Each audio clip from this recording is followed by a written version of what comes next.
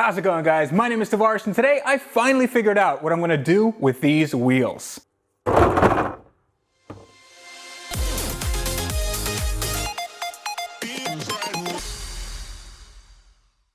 Starting at less than $100, MVMT watches offer classic design, awesome quality, and jaw-dropping good looks that are perfect for every occasion. My viewers can get $15 off today with free shipping by going to mvmt.com and using the code Tavarish15. Join the movement.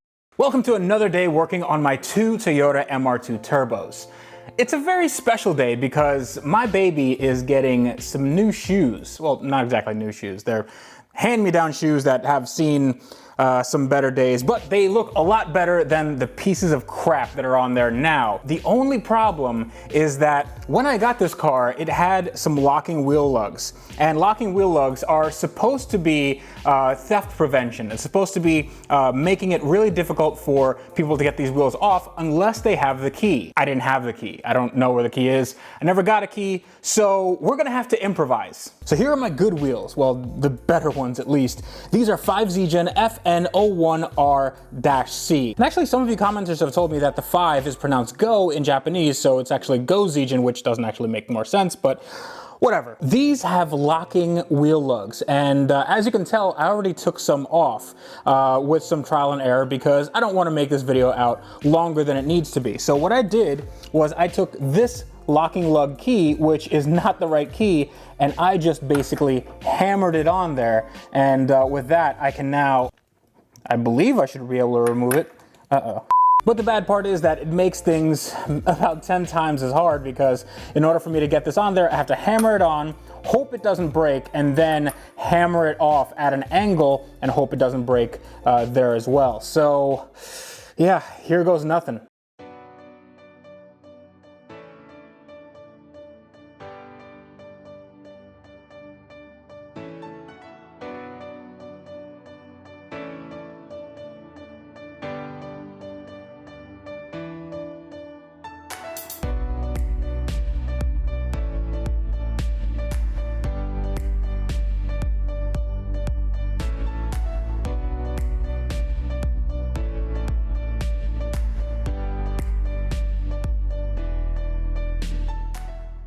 Actually, there are a few things I still want to do other than just changing the wheels. I do want to do some more upgrades to this car while I still have the parts car available. So let's get this wheel off and let's get to work. So here is everything that lies behind the wheel, and it really does not look good. We have some places where the tire was rubbing through the paint, and you can just see bare metal here, so we'll have to put a spot of paint on there just to make sure that it doesn't rust later on. What I want to change though, before I do that, is this brake caliper. Now the brake calipers on my MR2 turbo parts car, that actually has 2 pistons instead of the 1 piston here. I think the rotor is the same size, which is a little bit weird, but usually on turbo cars they have bigger rotors, but on the 91s and 92s, the rotors were same size for turbo and NA, it's just the caliper that was different. So I think the caliper should swap out pretty easily. So I'm just gonna use the calipers. I'm still gonna use these rotors because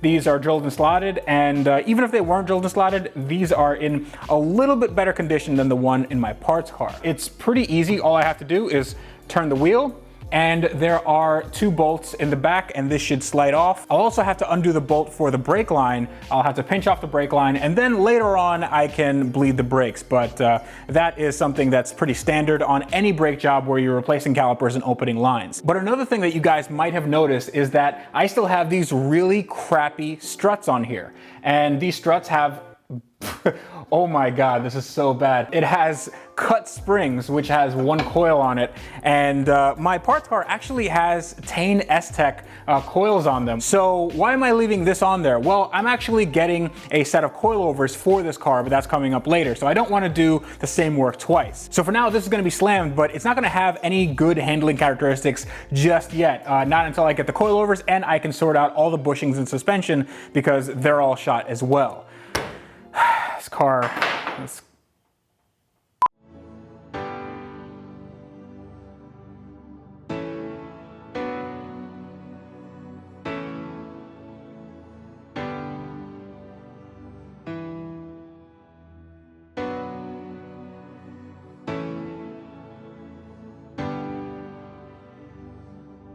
All right, so now that we got everything off the hub, what I'm gonna do is I'm gonna replace these lug studs.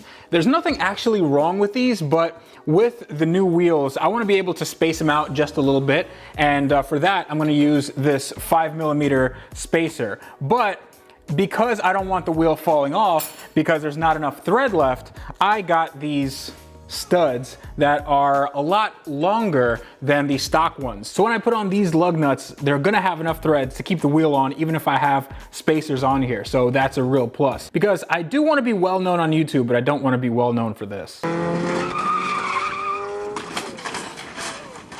So it's really easy actually to take these off. All you have to do is get a hammer and start hammering. You just make sure that it's in a place where it can come out the back, and then just wail on it. So you can see the difference between the stock lug stud and the longer one. This is something that I needed to do in any case, because on the other side, one of my lug studs is just straight up missing. So yeah, that's gotta be fixed.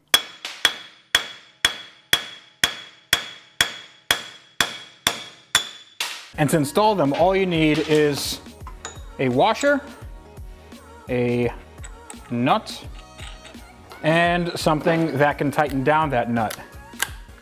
So there goes nothing.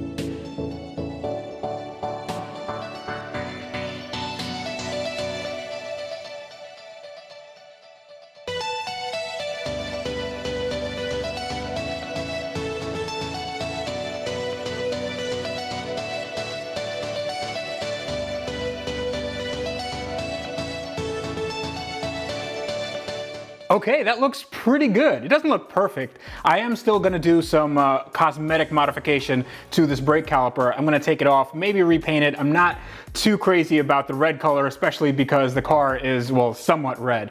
And also the fact that it wasn't done in the best of conditions. Also, I'm definitely gonna be changing out the pads and maybe even the rotors, depending on if they're warped or not. I don't know, I haven't driven the car. But this looks pretty presentable, at least a lot better than it was with these extended lug studs. And I made sure to put anti-seize on the back of this, just so if I have to take off the rotor, it's not gonna give me a fight. But here is a spacer, it's a 5mm spacer, goes on pretty easily. It centers right around the hub. And the last part is just putting on the wheel. Now, with the wheel is some new lug nuts, and I opted to get these tuner lugs, the locking kind, but they're black instead of chrome. I don't like chrome, and obviously I wasn't gonna use the lugs that were on the car here, and I wasn't gonna use the lugs that are on my parts car because I destroyed all those. Now, if anyone's wondering what the size of these lug nuts are, it is M12 by 1.5. So this is pretty standard Toyota stuff, but just in case you guys are doing this to your MR2, make sure you get the right ones. That, ladies and gentlemen, is not too bad. I really like the look of these lightweight wheels on this relatively lightweight car. Now, these wheels aren't perfect. They do need a good going over with some sanding paper. Sanding paper? Who says sanding paper? To take off some of the peeling clear coat and maybe give it a more polished look, but that is a project for another day. Oh, crap. Actually, I seem to have made a mistake. Right here, it tells me the rotation of the tire. And I opted to get new Sumitomo HTR Z2s. Those are the tires that are on my SL55, and I like them. They were cheap enough on Tire Rack, and I didn't want to basically blow out the budget for this car on tires, even though these ones are pretty good. The thing is, apparently I'm not that good because I put this wheel on backwards.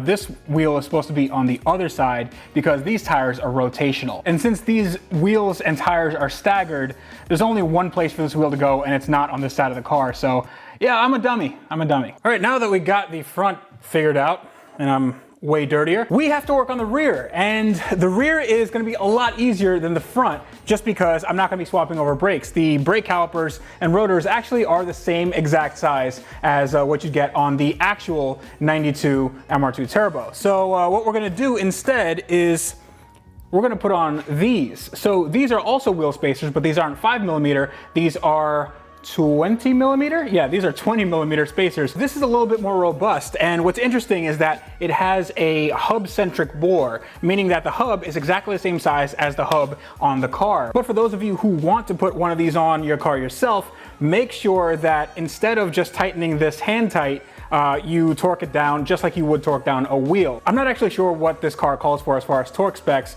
but 80 foot-pounds, 85 foot-pounds is roundabout where I want to be, so that's what this car is going to get. But without further ado, I'm going to put this on, we're going to put the wheel on, we're going to lower it down, and then we're going to be done.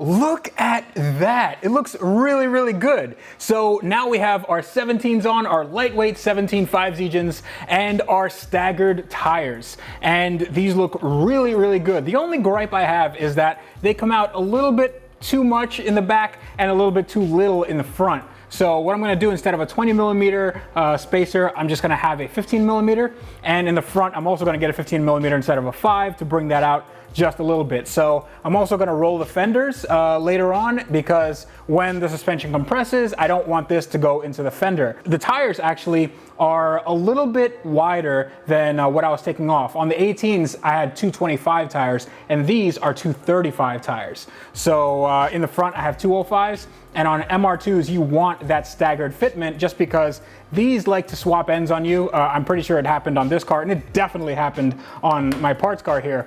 So in order to remedy that, a staggered tire fitment is absolutely necessary. But I am very, very happy with this, and yeah, I hope you guys like it. So I think that's it. If you like this video, consider subscribing to my channel. You can hit that subscribe button down below or wherever it is, and you can hit that little bell next to the subscribe button that will make you part of my notification squad. That means every time I pick up a breaker bar and do something on my cars, you guys will be the first to know about it. If you'd like to contact me, you can do so at @TheRealTavarish. That is Instagram and Twitter. Facebook.com/AskTavarish and AskTavarish@gmail.com is my email. I'm easy to reach. And you guys can also DM me on Wheelwell, and we can chat there about anything you want. I mean, if I'm available, I'm probably going to be wrenching and getting dirty in any case. But until next time, on cars like this in filthy garages, you guys need to wrench every day.